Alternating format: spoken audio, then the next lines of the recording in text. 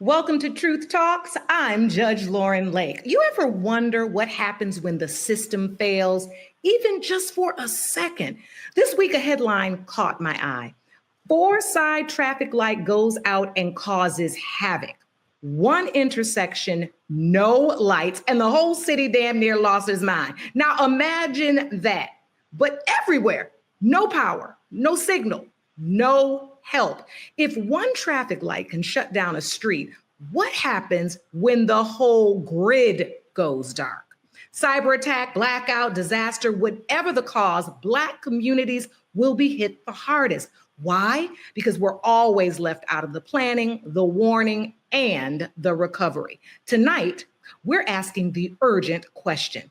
Are we prepared? Or are we the most at risk? This is about more than electricity. It's about power, who has it and who's left in the dark. Let's get into it.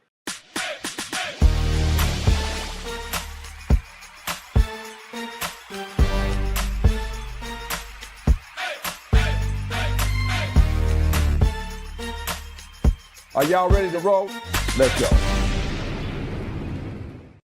Thank you, Judge Lauren Lakes. This is Truth Talks, and we're going to deal with a very serious issue today because we got to know what happens if the grid goes down and what will Black people need to do and know in that crazy situation. And when we're dealing with that entirely different side of life, let's bring in the team you already met. Judge Lauren Lake, welcome. Happy to have you hanging out with us today. Thank you. Great to be here. And of course, the lost lover boy, Dimitri Wiley. It is a pleasure again, my brother. And Dr. Cheyenne Bryant is here with us as always. How are you? I'm good, Torre. I could have got a better intro, but listen, I'll do it myself. What's up, Doc Squad? It's Dr. Cheyenne Bryant, because my brother Torre wants to act like, he is out of the doghouse, but he's still in the doghouse. I'm out, though, and I have the key to his doghouse. Listen, y'all, we got topics today. We're going to cover some good stuff. I don't want to really hear anything Torre has to say, but unfortunately, because he's my co-host, there's just some things I'm going to have to listen to and try my damnness to not agree with. Okay. All right, let's do it again. And also, my co-host, Dr. Cheyenne Bryant. There we go. Okay. He's halfway out the doghouse, y'all. Halfway. Only partial. I appreciate it. Gotta get the tone right. Tonight, we got a show that you and your loved ones will want to watch till the end and share with other people. We're going to break down the racial gaps in emergency preparedness, why survival isn't just about supplies, and what Black families have to do to protect ourselves when the grid goes down and everything is black and no one is coming. Emergency service is not coming. You got to take care of yourselves. You got to protect you and your community. That's later. Right now, let's get into trending truths. Kanye crashed Diddy's trial with a dramatic courthouse appearance last week, causing a brief spectacle. He was in and out in 40 minutes, tried to get in the courtroom, could not get in the courtroom, and he left. Judge Lauren, is Ye putting on for the cameras, or is he really genuine in trying to help Diddy here? This is very interesting because, previously he called Diddy an informant. It was like a beef. And then lately the tide has switched. He's definitely now on Diddy's side, but it was the timing of him showing up because there was so much speculation about testimony related to this freak off with a famous rapper and his wife. And everybody was speculating that it could be him and his wife. And then the very next day they pull up to court. It was like bizarre. And I mean, look, I definitely can't be in the courtroom every day, but I try to follow along. And even I was like, now what move was this? And the crazy thing was he caused such a spectacle. He only got in the overflow room. He didn't get in the courtroom. So he probably had to leave. It was probably a spectacle.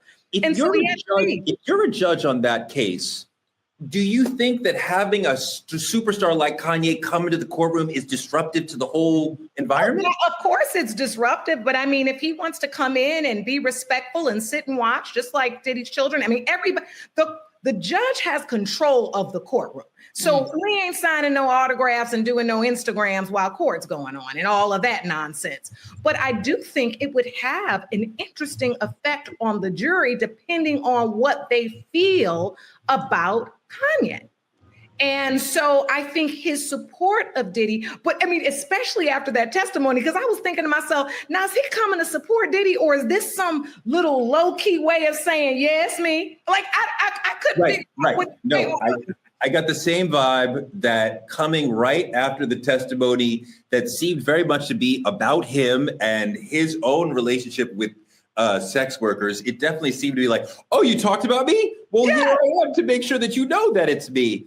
I think it's both sides of this question. Is it him trying to support Diddy, or is it him trying to come up in a PR way? Like, yes, he always wants to be in the light, to be seen. You mention him, he shall appear. He may appear on this show later today, because it's like, if you say my name, I am coming because I want to be part of whatever circus you got. Dimitri, what do you think?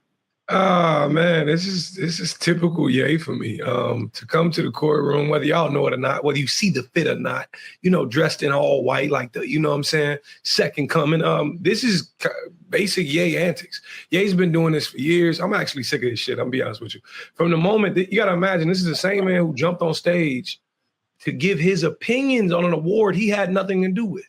My opinions matter this much. You say what, Tori? You like his music? Do I still like his music? I ain't like the song since like 2010, but that's just me. I think there's an ego inflation that Kanye walks around with, and it's clear and evident when you show up to a courtroom that has nothing to do with you.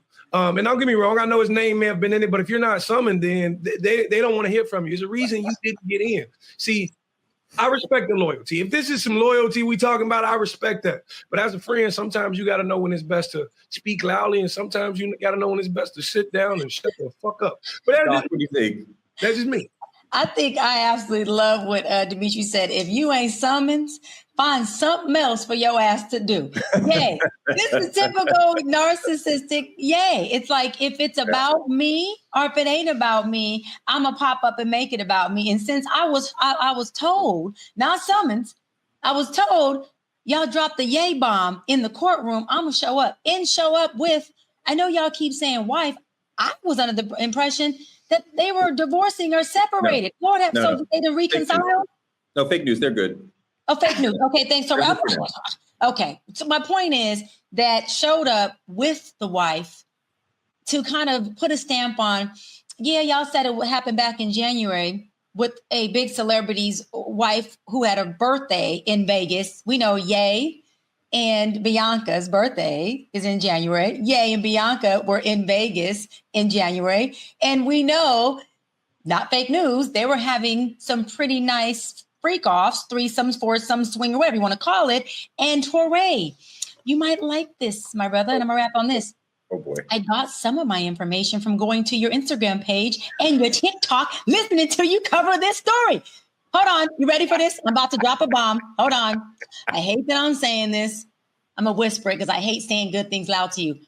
Great job, brother. Thank you, That's it. That's all you get. That's all you get. Thank you, sister. No, I was on your Instagram and I saw you with your nephew at the graduation, and it was so beautiful. And the pride and the joy as an auntie in his big moment, I appreciated that. So, but I do think that Ye wants the light in any imaginable way, whether it's look at me, I'm anti-Semitic, or look at me, I'm hanging out with Diddy when he's going through his shit. Like, wherever there's light, I want to be there. So I'm a little thrown off, but like, yeah, they were, Lauren, it was really kind of heavy because it doesn't really have anything to do, maybe it does. I wonder, well, actually, let's ask the question. What does it have to do with Diddy's trial for somebody to say, I was with somebody else and Kanye having the same sort of wild sex party that we're talking about over here with Diddy?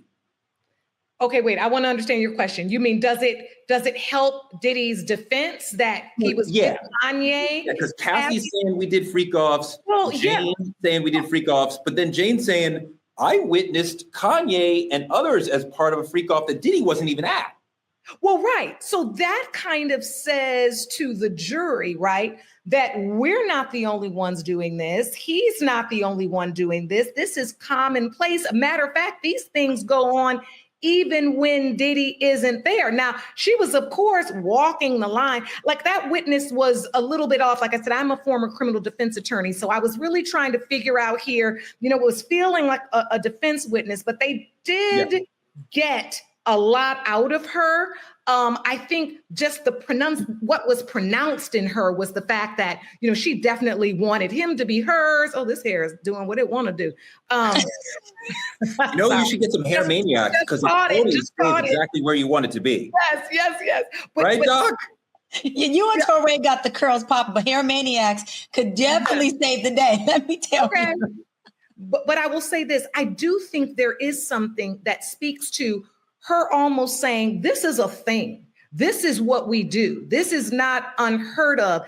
However, that doesn't necessarily negate the fact that there may have been times when it was coerced, manipulated, when they don't want to do it. So that's where it gets kind of odd and people don't understand. It's similar to rape in the sense that, you may want to have sex 32 times, but if on the 33rd time you say, no, I don't want to do it, and people close you up in a room or threaten you bodily harm or something, that still is considered a rape.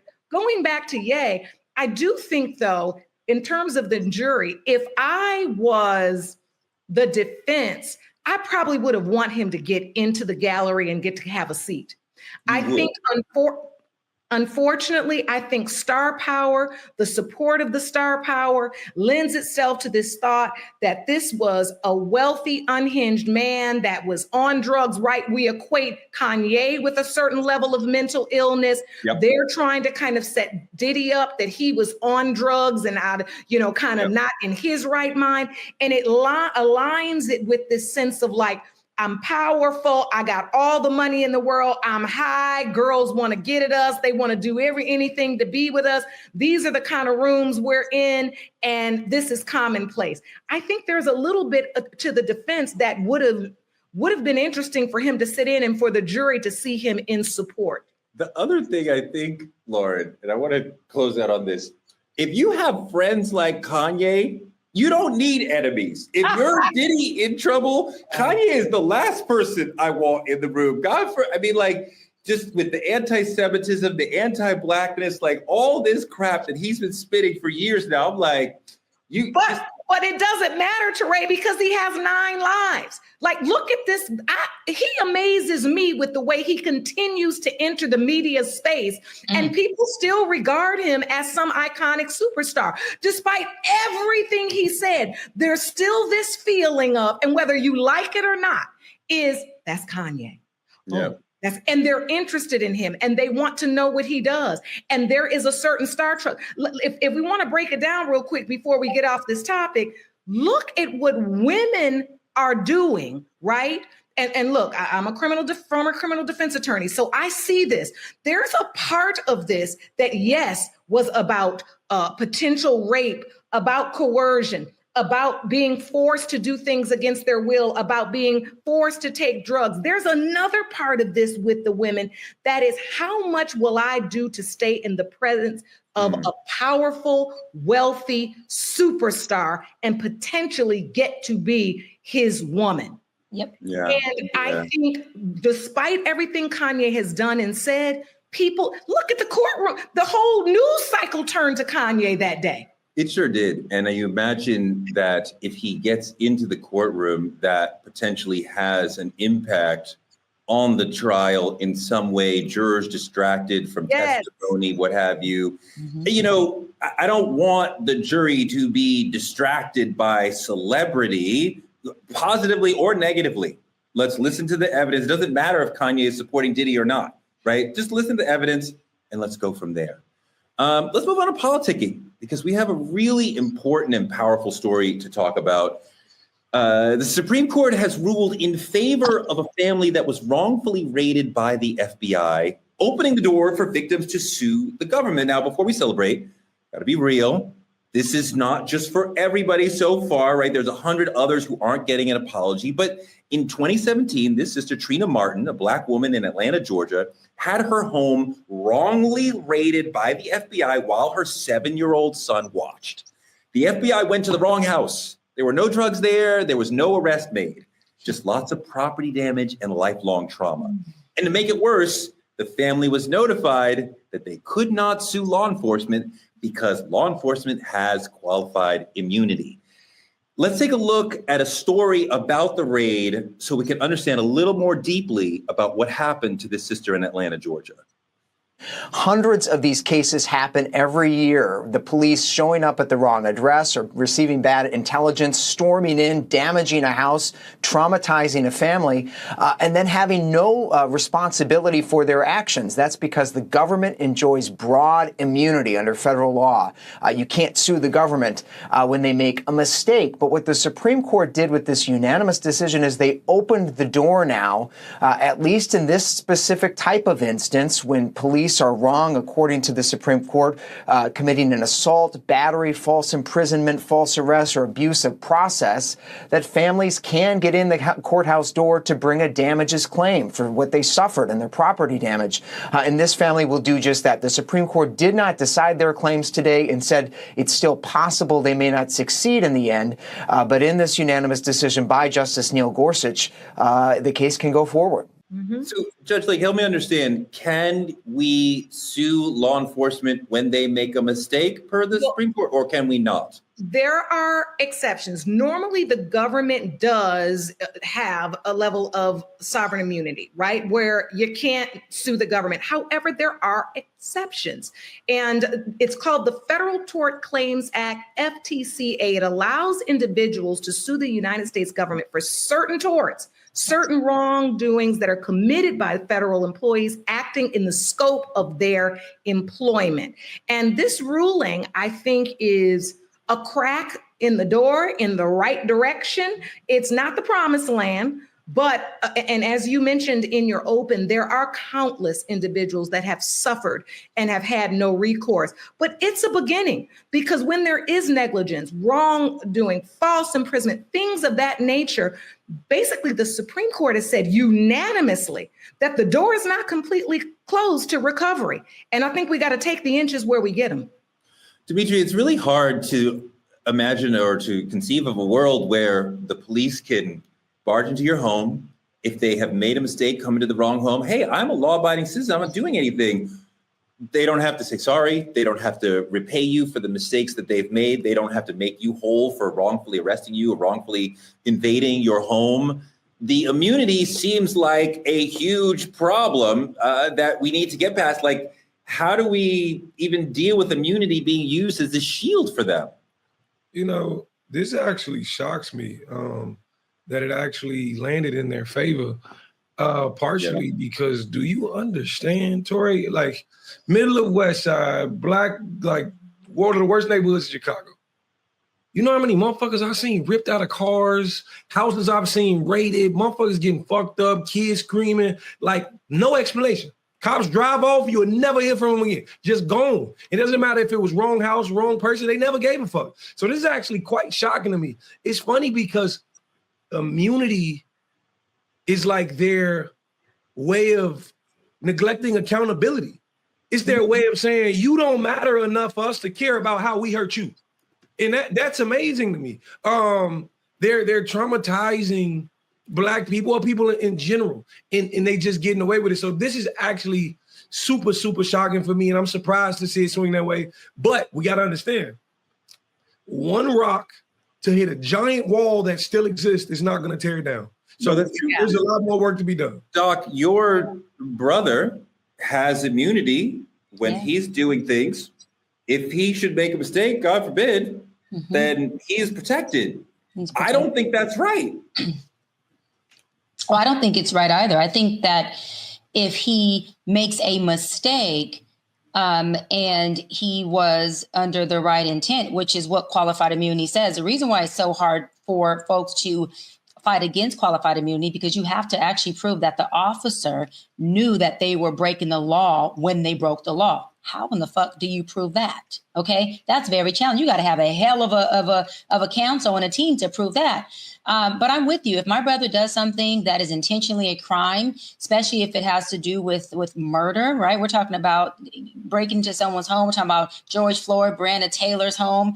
Then yeah, I think that my brother, if he does the crime, whether or not, he should do the time. However, I do think that there needs to be bylaws, or there needs to be specifications that go within the qualified immunity, within the sovereign, because I do believe that law enforcement deserves to be protected. They are risking their life every day. And maybe I have more compassion because my brother and my uncle, who's a retired sheriff, my brother being a 14-year law enforcement. But I also do 100% believe that us as citizens also need to be protected when law enforcement takes law into their own hands and does something that is out of enforcing the law. They are there to enforce us, not to brutalize us, or to beat us, or to break the laws on their own. So I think there needs to be accountability on both sides. I think with this issue, I don't think that these folks are going to be able to sue. You're talking about in Georgia. Georgia's one of those states where everything gets. Georgia doesn't even provide evidence to private. This would be a federal suit, though. It should be. Absolutely. It should be. But they're protected at the federal and the state level, as Judge Lauren just said. A qualified immunity is federal and state, but then sovereign is totally state. So there's a gridlock there. And then in the police bylaws, it also protects them not only with qualified immunity, but their bylaws as law enforcement also has a secondary layer of protection for them. So technically they can do whatever they need to do, and they're not held liable. And I'll land on this. Even if they are held liable in the sense that they get fired from that police jurisdiction, guess what? All they have to do is go get hired in a whole other jurisdiction. So where's the protection at? It doesn't matter if you put in a complaint or there's a lawsuit. They can just go get hired somewhere else. They still get their retirement. They're still able to have employment and do the same damn act to a different community that looks just like us. You're absolutely right that officers are able to move around from station, from precinct to precinct, despite their record. The immunity, to me, feels very frightening and over empowering for them when they are quite often the most violent members of our community. As I move around Brooklyn and New York City, I am far more afraid of the NYPD than whatever criminals still exist in this city. And our crime rate and the LA crime rate and most big cities crime rates is way down versus 10, 20, 30, 40 years ago. So we are in safer big cities, and I am feeling for myself, for my children, that I am more worried about the police. And when they come with immunity for their actions, I am even more afraid of them. Absolutely. That is the element that we need to have safer communities, the police to be held accountable for what they do. And what you're describing is community policing. We don't have community policing anymore. We just have police officers that come in, they enforce the law, and they also take advantage of their authority. Community policing means we know our officers who are policing our communities. We know them by name. We can say hello to them. We're not just only engaging with them when we're calling 911. What happens to being at the stoplight and saying, hey, to the officer that you always see police your community? What happens to being at the park and seeing police presence and the kids know that's Officer Williams or Officer Brooke? Yeah, I don't even understand where this mindset of Officer Williams. No, never. Don't speak to the police. Do not talk to them. Do not say hello to them. They are not here for you to protect you. They are here, especially if you're a Black or brown person, they are here to arrest you. They have to make a certain number of arrests per shift, or they're not doing their job. It's not about safety. It's about creating money for the department and for the state. So don't speak to them. If I tell my kids, if they are on the sidewalk with you, cross the street. Because I don't want to be anywhere near the police. I don't want to be talking to them. I don't want to be saying hi to them. I don't want to know them. You're not part of our community. You made a decision to be blue. You are against us. So you stay over there and we'll be over here. And that's how most people feel. That's a reality. And it's because of the way it has functioned over time. And of course, the inception with the police starting because of, people slave catchers trying to catch the enslaved. I mean, that's the historical context, and it hasn't changed much. But to Dr. Bryant's point, if we do want change, that's what's going to happen. There's going to have to be goodwill from that side poured into the community. But it doesn't help when you see ICE running around with looking like they cowboys Military. and like we used to play when we were kids with the thing up here and looking crazy. And I'll say this as well, as a mother of a Black son, it is problematic to me that if he was in trouble, I would think twice, right? To say to him, go find a police officer, because I'm more worried about how a police officer would interpret his running, would interpret his trauma, would interpret, right, even his speech, whatever it was. I'm more nervous about that. And last thing I'll say is we have more traction talking about parents being held responsible for the actions of their kids than we do about the police being held and being able to be accountable for their misconduct. There's more traction on that than we get on dealing with this qualified immunity issue. Let's move on to our main topic, because I love the conversation we just had, but the main topic, what happens? What do we do if the lights go out for good? What would you do if the grid went down and all of America was left in the dark? It could happen. No lights, no power, no internet, just fear. From rolling blackouts to cyber attacks, our communities, especially Black and underserved ones, could be hit the hardest if any of this happens. What does survival look like when the lights go out, when systems fail and the government isn't there to help us? We are going to break down the racial gaps in emergency preparedness, the hidden costs of being left behind, and what Black families can do to stay ready. So what do you do if the grid goes down and all of America is left in the dark? No lights, no internet, no power, and no government coming to help us get out of this. That is a situation that could absolutely happen. And especially in Black and underserved communities, it could be a catastrophe. Dimitri, let's talk about what you would do and what you want to see others do in the Black community in a survival moment like that, when there's no power, there's no government, and we're sort of like in a new world order for a moment. I think what people gotta be, first, before you do anything, you have to be very present of reality. And in reality, every crisis you've ever seen in our country is a mirror, right? And every time you look in that mirror, it's always the same thing. It's stranded people, forgotten people, disposable people. It's our people. It's simply that. And so the thing about it is, knowing you're going to be on that end of the stick means you must create a plan. Like, we always laugh at the doomsday, preparers and those who have a plan, but maybe it's time we all generate a plan. Maybe it's time we have those weapons in our home we need to protect ourselves. Maybe it's time we have that emergency food stash put to the side. I'm be honest with you, man. I'm treating this shit like Bird Box. I'm treating this shit like my life is on the line, because at every point in time, it all becomes your enemy. You ever seen The Purge? Like, when shit get crazy. And I'm treating it like everything I have is about protecting me, this 5-year-old little boy, and every family member surrounded it. Judge, this isn't fear mongering. This is real talk. This could happen. We see these natural disasters. We know the grid could go down. Like, this really could happen. Actually, I want to look at the video of the Northeast power outage of 2003. Can we see that video? There's limited communications here in the tri-state area. If New York City is not completely paralyzed tonight, the going couldn't be much slower. With no power at rush hour and the police stretched thin enough at points that pedestrians are directing traffic, it's massive gridlock. Cell phone's not working, telephone's not working. It's like you're in the wilderness, and this is New York City. At this point, it's suspected a power plant problem in Buffalo shut down power in the New York City metropolitan area and up the eastern seaboard into Canada, as far west as Detroit. You can see the gridlock on all the downtown streets here. This is what Cleveland looked like, where power was out as far as Akron, hospitals on backup generators, and the train to the suburbs were down. Underground in New York City, in the subways, alarms sounded and people were pulled to safety. The lights started blinking, the train stopped. Then all of a sudden, all the lights went on. They told us it was the AC failure. Then they told us it was the DC failure. And then they told us it was the citywide failure. People started to panic, we couldn't breathe. With the 7 million people who use the subways in New York needing to find another way home, the streets and sidewalks quickly jammed with people walking across bridges and out of Manhattan in a state of confusion. Just kind of like all these other people, just looking around, don't know what's going on, don't know what happened.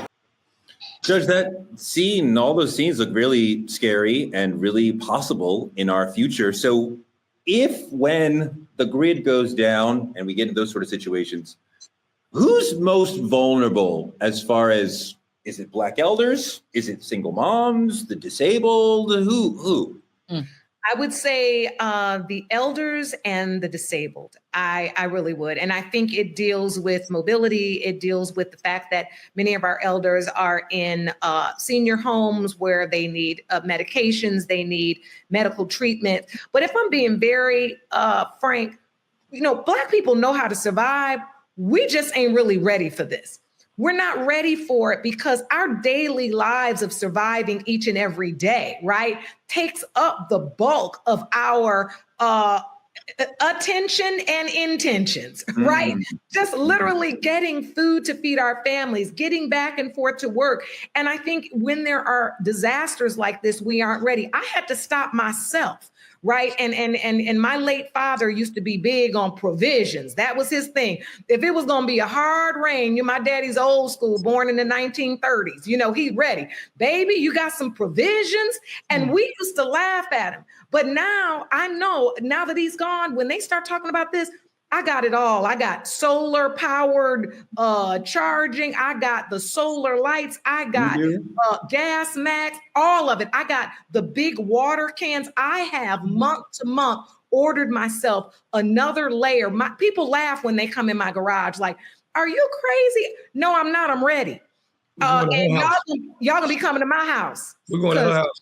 Okay, come to my house and getting all the things that people laugh at me, how I got the old school can openers and stuff here. I got an electric one, honey, but I still got that one with the clink. Yep. And you gonna roll that thing and you're gonna get you some food. And so I think we have to begin to think about those things. And while we are into daily survival, we have to think about the big picture and we have to be ready because we saw, look at Hurricane Katrina. We saw our people literally, floating through waters on tops of roofs, but it's because we don't have resources.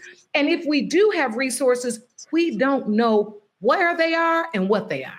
And we need to educate ourselves. Doc, I want to call up one more piece of video that about the Snowmageddon in Atlanta, just to point out the notion that a lot of Black people are not ready the way that Judge Lake says she's ready. I know I'm not ready. If it happened tomorrow or tonight, I'm not ready. I know some Black people are ready. Let's see the Snowmageddon video. Talk about what we ought to be prepared for. Stranded thousands, bumper to bumper, hour after hour, on roads so slippery, cars and trucks could not get traction. Some people spent the night in supermarkets, and kids slept overnight on the floors of their schools. Oh my God. State Road 400 north of Atlanta looked and sounded like this last night. By dawn, nothing had changed. Traffic was frozen on all three of Atlanta's major highways. Doc, that sort of Snowmageddon could have a catastrophic impact on a lot of Black families. Yeah, and we're talking about Snowmageddon, right, in 2013. We're talking about what happens when the grid goes down. First of all, you have families in the inner city that are in crisis and the grid is going down every fucking day without any of the videos and pictures that are great to show when it comes to crisis. But we have these folks in the inner city that are underserved. Hold on. They call 911. The police takes hours to get there. They are already under-resourced and underserved. I went from the hood, I always say, to the hills. I'm in the hills where we have the sheriff department. And guess what? We pay for the sheriff's department. So when we call them, they're here in 10 minutes. And it's less of us. Our crime rate is low. Our school system is the best. But when I was in the inner city and called 911 to the LAPD, that was paid by the city and not by the homeowners, okay? It took hours for them to get there. We would call 911 over and over again. At that point, our crisis had turned into something that was almost undoable. So when we're talking about, are we ready? Are we prepared? And are Black folks, prepared for this when the grid goes down? I think every day we have grids that are going down in certain places, and we are still underserved and underprivileged. That is a problem. To Judge Lake's point, I too have water and a generator and food and all these things in my garage. I do, and we also have a basement. come on, baby, come on down. We also have a basement, and we have a family meeting where my brother, my mother, my cousin, everybody in the house knows there's a code word that we text, or there's a code word that we say. And if we say that one word, we know where to meet, we know where to go, and we know where all of the pistols are in this house. What's and so the word? we gotta be prepared for that. But what kills me What's is the word? I can't tell you the word, because if you come in his house, hooray, it's gonna be your butt. You will get shot. You will get shot. But I want to land on this. What breaks my heart and makes me upset is we talk about these big crises, right? Like COVID-19 was a crisis that happened globally. We talk about a crisis that happens like the Snowmageddon, the Hurricane Katrina. But those are momentarily crises. We forget to talk about and address the crises that happen again every single day in the inner city, where people are underserved and underprivileged, and they don't get access to paramedics. They're not getting access to the police coming and showing up, and they are having to take matters in their own hands every single day. There's a crisis in one of our Black and brown communities, and it may look like a Hurricane Katrina is bigger to us because we're looking at it on TV, but for them, that is their Hurricane Katrina. For them, that is their Snowmageddon. So we have to do better on a daily level and not just look at it like when the grid goes down, what do? The grid is going down right now while we're filming this in somebody's neighborhood, on somebody's block, and in somebody's community. We got to address that issue. Dimitri. You know, looking at this whole Snowmageddon thing, it's funny to me because, you know, I'm from Chicago. We receive snow all the time. This was like 2 inches of snow in Atlanta, like 2 inches. And imagine 2 inches in your whole fucking city collapse. Like, imagine sending your son to school and he never come home because he's sleeping on the cafeteria floor with no food, no blanket, no nothing. Like, this is crazy. But to me, it's not just about snow. This is the government not moving quick enough. Like, this has more to do with the structure of what we should have been prepared for that we were not. And you see how everything around it collapsed. Like, it's crazy. Motherfuckers were stuck on the highway for 24 hours. People were sleeping in their cars, but you ain't have no roads that was pre-salted. You ain't have no there was no preparation on the government. And I think that's the bigger problem. I want to look at this Snowmageddon video and just point out just how hard some of these moments can be for people, for Black people in specific. Let's look at that video real quick. Flurries began before noon yesterday. Ice soon followed. Schools, businesses, and government offices closed early and at nearly the same time.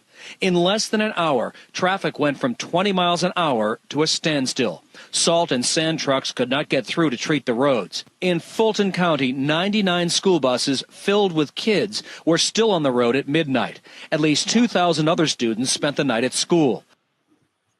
Dimitri, that is so sad that all those people had to go through that incredible disruption. I'm pleased that some of the institutions, like the schools, were able to stay open and provide a place for children to sleep, you know, long after school hours. And I imagine there's some other ways that the community was able to come together. Because I think that we expect the purge to happen in these sort of situations. And I think inherently deep down, most people are good. And most people would say, we need to create a community. And somebody like Lauren would have all the stuff and would say, I will share my water with the other people around me, right? I will share my knowledge and my flashlight and my power and my space. Because they would understand, we got to come together. You can't be selfish in these situations. Now, I imagine some people will be selfish. But Dimitri, I think most people will want to come together to help their neighbors. You know, that's most people. I think what's to you have to consider in this point, if it wasn't a day thing, if this was a week thing, a month thing, something they never found an answer for, this shit turns into the Hunger Games, Torrey. I don't know if you ever been, you know, starving with nothing in your stomach, but all morals go out the window. That's where crime gets high. And people lose sense of like helping the next because they're only concerned about themselves. So I think that plan or lack of a plan by the government not knowing when to evacuate schools or how to evacuate schools or how to get people off the highway. If this was something that lasted longer, which we're talking on a global scale, and it's actually having like a blackout or something like that, this could be crazy. Lauren, you know, a lot of people in your community and other communities have guns. And in a situation like that, we might start to see some Hunger Games type activity. We might start to see some purge type stuff. You might start to see people fighting in grocery stores over basic things and using their guns or their force. You might start to see that. How do you prevent lawlessness when you have a situation like that and people are fighting for resources and they're hungry and I mean, at that point, you don't. Lawlessness is exactly what you said. It is going to be nearly impossible to continue to, apply the rule of law when people's survival is at stake. It's hard. I mean, look, I always think about The Walking Dead. Remember that show, how everybody started acting? I mean, that is pretty much what life would be like in the sense that people are going, and look, think about, when you think about a lot of laws are based upon what the reasonable person in that circumstance would feel or interpret a threat of force or a threat of harm to be. Well, when you're in a blackout and the grid goes out and you ain't ate in 5 days and your baby's starving or your mother or grandmother is sick, now are you a reasonable person? Right. Now, what are we talking about? A reasonable person in a desperate situation. Like it really is impossible to think about. And I think this too, as you were overthinking, I was saying to myself, I think a lot of us aren't prepared because it's what we don't want to think about, right? We don't want to think about it happening, so we don't get prepared. It's just like death, right? Many of us don't have wills and we don't have estate planning and we don't have that planned out because we hate to think about dying. And I think that's one of the things we have to do better about educating our community about. It's not about whether you want it to happen or not. It's the fact that if it does, when it does in terms of death, that you're ready in some way. Or to Dr. Bryant's point, you at least have community structure, right?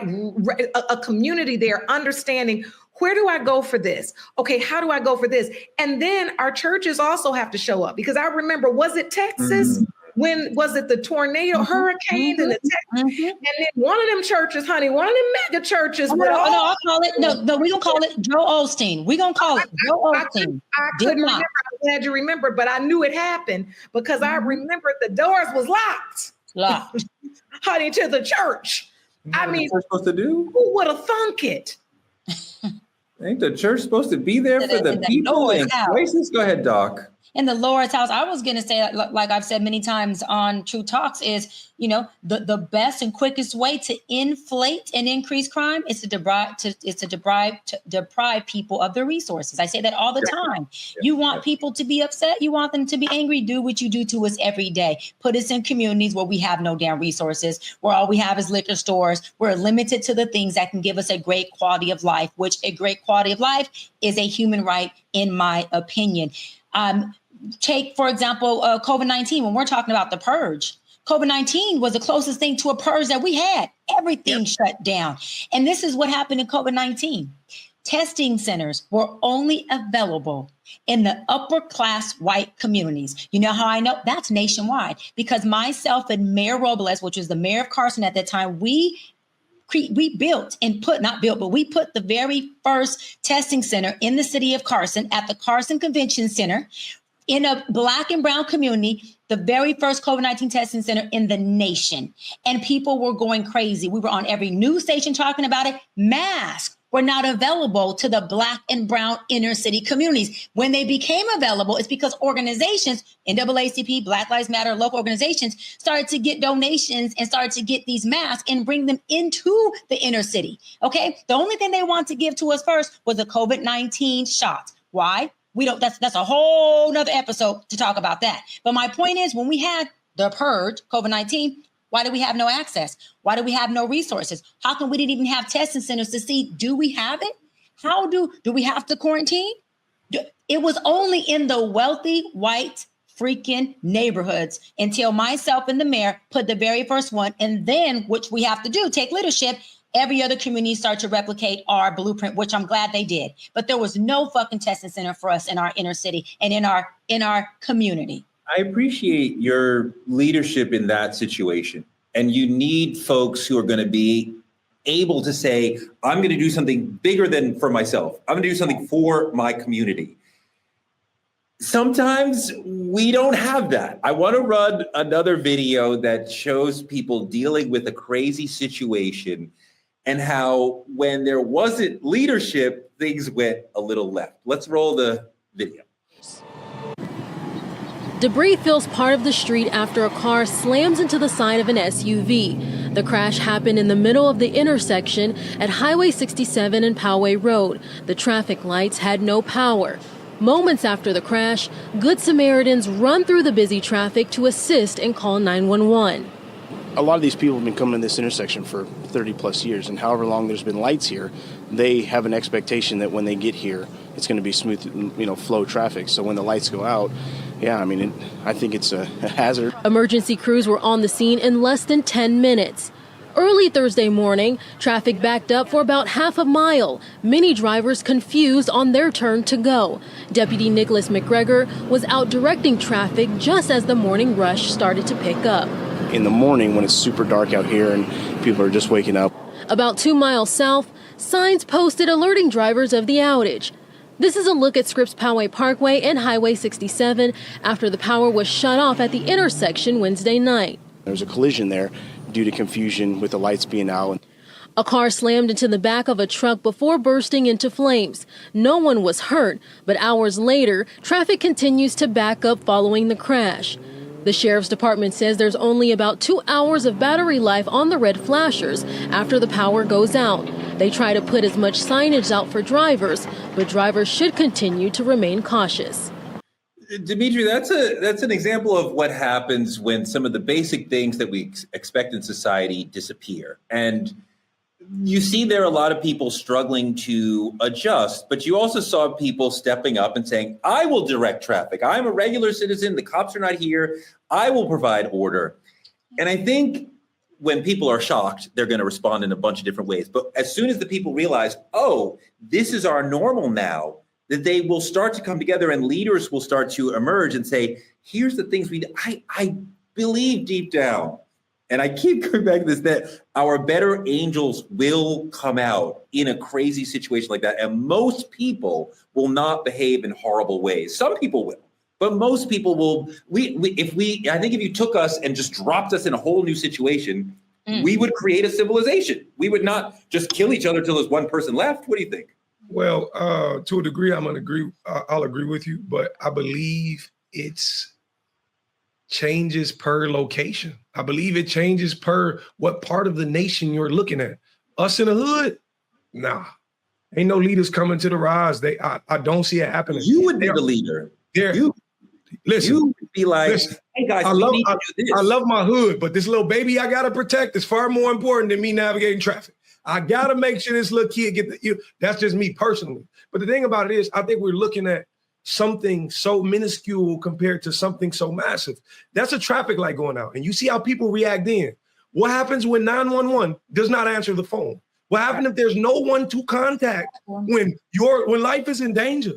That's a bigger problem. And yes, eventually we can cultivate something where leaders step to the forefront. But in times like that, it may be dire need to where you may never get a leader because everything was burned down already. Lauren, we have government quite often unable to respond effectively in these situations with the speed, local and state and federal, with the speed that the community needs before it sort of starts to fall apart. We have hospitals will get overwhelmed, first responders will be overwhelmed. I mean, like in a major catastrophe like this, like we're talking about, something happens in Puerto Rico and we have this asshole go down there and it's so disrespectful. This whole photograph triggers me because he's so disrespectful to these people. But in situations where Black and brown people are put in trouble and the government is not coming for them, you're already halfway there. What do Black people need to have prepared in case something like this happens? Something like what happened to these folks in Puerto Rico, or what happened with any of these situations where normal life is no longer possible? We need to have information and we need to have installations, right? Information, meaning we need to have a way that we are informed. Do you even know where you'd go if this happened? All the lights went off in the house. You want to get information. Where's church? Where are you going to go to a certain leader's house? As Demetri said, who going to be the leader? I don't know. We already don't trust the government as it is. Now, when this happens, are we trusting anybody? Who are we going to trust? And more importantly, how are we getting information? Ain't gonna be no social media. It's not who printing the paper when how does this happen? I don't think we can really wrap our minds around it. So I say information and installation. Information means get informed now about what will you be lacking. I think COVID did teach us some things, but I think in many ways we've been so busy about trying to get back to the business as usual. We've forgotten some of the lessons that we learned there when there really was just nothing to do, but we still had electricity. So right. And then when I say installations, I mean, install some plans. You know, you might need some real maps. I go back to my daddy again. He used to always go to AAA and get him a map. And we'd be like, Thomas doesn't know what that is. Just put it on the GPS. No, I got to get me a map. And he taught my son to read a map. And I think now, boy, these things are valuable. That you have to be able to do those basics. He used to have a saying, minimize the maximum and maximize the minimum. Meaning, I think as a culture, we often maximize really what we should minimize, which is where we going, what we got on, who's hot, who's not, who's that. We need to minimize the talk about all that. Considering what we're facing, we need to maximize the basics and get back to learning about that. Doc, you and your family are super prepared. I'm super inspired by that and curious about that. Obviously, you would tell folks, you got to have water, you got to have some food, you got to have a gun to protect yourself. You got to have like a backup power source. What are some of the other things that you think are essential for Black people to have if one of these situations breaks out? Yeah, absolutely. I also think that Black people need to have a plan of action. When this happens, where are we as a family meeting?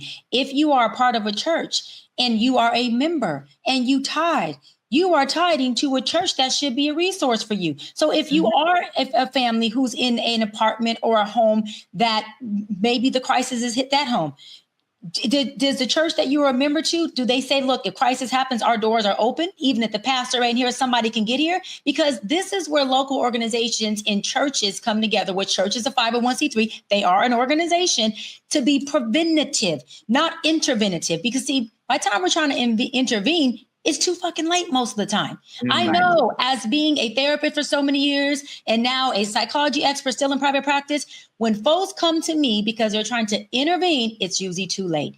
But certain things need to be a lifestyle, a plan of action when crisis happens. How do we prevent this? Who's our go-to church? What organization says they have a location? What organization has resources? Where's your local food bank? Where's your local hospital? What hospital is the one that's county, that's maybe always too crowded? We may have to drive a little further, but this hospital usually has folks that are available. How do we do this? Who is your local phone numbers? Who do you call if emergency goes off? Are we meeting on the corner, on the block, or in the neighborhood, or on the front? Also, last, which we don't do anymore, do you know your neighbors? Why are we not having community with our neighbors? When I first moved to my house 4 or 5 years ago, they thought I was crazy, and I don't care because I'm in a very predominantly white neighborhood, very Republican.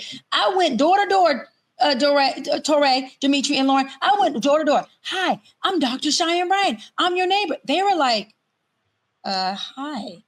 I said, how long have you been living here? One said 30 years, which made me feel happy. One said 25. What do you do? She's like, I'm a school psychologist. Oh my God, I'm in the field of psychology too. They thought I was crazy. One lady just spoke to me through her Ring camera. I don't care. I want to know who the hell I'm living next to. Who are you? And I even told my neighbors, if anything happens, I'm your neighbor. I'm right there. And so my neighbor will come over. Nothing happened. Her crisis was she wants to pick my fruit trees, but I still was neighborly. I said, girl, go ahead and pick the fruit trees. No problem. She was trying to be nosy, white people, but I'm back. But what I'm saying is I let her on the property to pick my damn fruit trees. But you're nosy. But I want to say I have a church next to me as well. And they're Jehovah's Witness, different denomination than me. But guess what? I talked to the pastor. I talked to the church folks. I told them, I'm next door if you need me. If we need you, can we come next door? Why are we not neighboring and loving thy neighbor and communing with our people so we know exactly where folks are, where we can go, and offering our refuge, our home as a refuge, and our resources to our neighbors as well? That's what community is. I appreciate that. I love that. That is what community is. Yeah. Dimitri, what other ideas, what other advice do you have for Black folks who are listening to this, who are saying, well, what do I need to have? Because they may run into a situation where, the local Walmart is not able to serve them, or the local Piggly Wiggly is not able to take care of them because, the grid has gone down or what have you. Piggly Wiggly is crazy. That's first off. But like to Dr. Brian's point, build a network, a survival network, not just your following, because you ain't gonna have Wi-Fi to get on the internet. Build up with your phone book. You got to learn to memorize some numbers. I still know my grandma's house phone number since from when I was in kindergarten, same house phone. Build up your network. The phone may not even work. You know what I'm saying? It all depends on the crisis we living in. But stock up on everything you can, from rice to beans, canned goods to water, flashlight, batteries, every single thing you can get your hands on that your grandma and granddaddy used to use back in the day is very valuable right now. A map, I'm talking about everything. Learn how to patch wounds. Learn how to cook from out of gas. Like, learn how to purify water. It's things you have to do, because this ain't just YouTube. You're not going to be able to look up how to do it on YouTube when the time comes. You're going to need to know right then and there. And like I spoke about earlier, I got that little 5-year-old boy I want to protect. That comes first. I will secure my family, then I will secure my block. After you've made sure your family was safe, look outward. Help other people. Help those people in your neighborhoods. There's people who are already homeless. So imagine how further this sets them back when you have nothing to give to the people you've been helping every day. And the last thing I could tell you is stay calm. Do not turn into savages, because that will only further the problem. Stay calm. Protect yourself. For Father's Day, I just took my father to the gun range the other day. Sharpen up your skills. Protect your family. Protect yourself, because you never know what can happen. No, that's a really beautiful point. And, I don't know what I would say to this good brother. If I was talking to him, he probably could tell me some things, but I just want him or me or us, if we get in these situations, these almost apocalyptic situations, the mindset has to be right, that we are in a community. We have to be there for everyone in our community. We have to be willing and able to deal with deprivation. And I understand these folks probably don't have that much, but when the hurricane comes and wrecks their community, they have even less. And we have to be able to deal with the idea of like, okay, things are going to super suck for a while, but we're going to pull through this. There will be another side. There will be light at the end of this tunnel. I will take care of my children, my elders, my wife, my husband, whoever, and get everybody through this. Because if we deal with our emotions, we can deal with the deprivation longer. We can deal with harder things if we're not emotionally eating ourselves up. So I just hope that we can make a promise that, God forbid, we get into a situation like this. Yeah. We would tell ourselves, I'm going to be good to my neighbors. I'm going to make community with my neighbors. I'm going to share with my neighbors, and they will share with me. And together, as a community, we will get out of this. But I pray that none of you have to use this advice, but I think it is excellent advice to have, because there's a chance that we 100%. Could end up in this situation. Yeah, and lastly, really quick, the moral support that comes with having community, with having family, with having somebody you can call. I think that we don't put enough value on that. Of course, external resources are needed, but me being able to call my sis Lauren and have a conversation about a crisis, that moral support gets people a lot further than we tend to let be had. Knowing that my neighbor got my back, I know Maria's name, I know I knock on this door, I can do this, they know me, there's familiarity, there's comfort there. That plays a big role in how you survive your crisis. It really does. People alone will wither, even with resources. Imagine how they will wither without the resources and the moral support of their people and community and family. I think that's really well said. And I also think that for your homework tonight, I want you to go over to Maria and knock on her door and tell her, please watch Truth Talks every night at 8 p.m. EST and 8 p.m. PST. That's our show. Thank you so much for a great conversation. Like, comment, and subscribe on our YouTube channel at Truth Talks-Live. Continue to watch us simulcasting right here on the Black Star Network. And coming on after Roland Martin Unfiltered every night. Support Black media. Cash App at Truth Talks Live, or any of the links on the screen. I want to thank our supporters, Juanita Motti, Kyla Carr, and Benjamin Gomes, for their weekly support for the show. We really appreciate it. Thank you so much, Kyla, Ben, and Juanita. If you want to be in our credits, if you want to support us and be part of our Truth Talks family, please show us some love via Cash App. You can also support us by advertising with Truth Talks, like our friends at the Playpad in Atlanta, Georgia, the dopest community, cultural place where kids can play, a fantastic space for parents and kids to have a moment to like play and enjoy and get the willies out. When you're not at Piggly Wiggly, go to the Playpad. Yeah, and guess what, Corey? They can use our Cash App to send our reparations. We all right with that. We are all right with that. You can also support small business influencers. Partner with us by visiting truthtalkslive.com. Like Hair Maniacs, who partnering with Dr. Bryant on their product, letting you know it's not just a hairline, it's a lifestyle. Let us know. Let us see that beautiful hair, Doc. Honey, I've been showing it for the past couple weeks. We've been this stuff is like, hold on. And it has body. Stop playing with me. You see this? No, really nice. Okay, I'm gonna flip it one last time. You get one last flip, Hooray. That's it. That's all you get. Do it, girl. Do it. Oh, I thought you were gonna flip it. Go get into the other. Flip on. Oh, yeah. No, it looks really nice. It looks really nice. Become a VIP member of the Truth Lounge. Click on any co-host room, especially Dimitri's, because that's the most fun one. Tell them about it, D. Listen, man, everything happens in this room. I don't want to say too much because the people over in the Torrey room really don't like us like that. Everything, we're a little too hip. Hey, I might not have a shirt on in the room. You see what you see. I'm coming. Hold on. Can I subscribe today? Wait, hold on. Hey, get here. Get off this. I'm on my way. Get here. Come to my room. I will always be clothed and fully buttoned, and that's how we do it over there. Black media is under attack from people like Dimitri, so please support our show. Tell a friend to watch Truth Talks. We are on every night at 8 p.m. EST and 8 p.m. PST. Next week, Ebony K. Williams will be here. And we will be here every night at 8 p.m. We'll see you tomorrow.